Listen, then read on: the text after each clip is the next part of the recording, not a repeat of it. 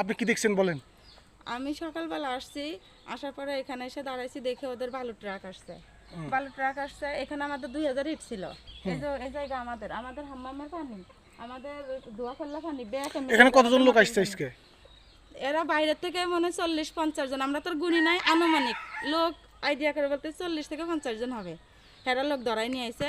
আর জারিয়া, যাদের সাথে আমাদের সমস্যা, এর নাম জারিয়া ইব্রাহিম, আর এই যে জহিরুল ইসলাম, ইহাগর ছেলেরা আছে, এরা আছে নিজেরা ভাই ভাই।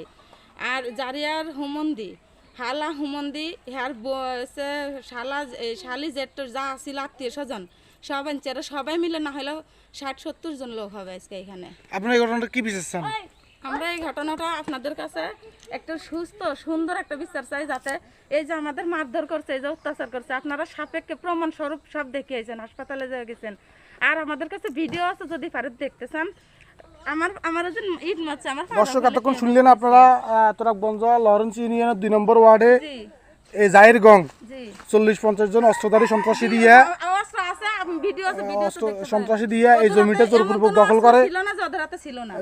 এরা এই জমিটা কোর্ট থেকে রাই পাইছে, আমরা পাইছি, কোর্ট থেকে রাই পাইছে। জি আমরা পাইছি। আমাদের এরা দ্রুত এদের জমি ফিরি পায় এবং ন্যায় বিচার চায়। জি ন্যায় বিচার চাই আমরা। দেখেন জোর জুলুম করে, সন্ত্রাসী করে, ঘরের দরজা মরজা আটকায়, আমাদের মচ্চের পানিগুলো আমাদের চোখে মেরেছে, মায়েরা আমাদেরকে হিডি হাডি, বউকে বেগদিনরা ঘরের ভিতরে আটকায়, আমার 2 ননদরা আর আমার শ্বশুরে এই জায়গায় ফেলায়, এই খাদার ভিতরে নির্মমভাবে মারছে, নির্মমভাবে অত্যাচার করছে, মারছে।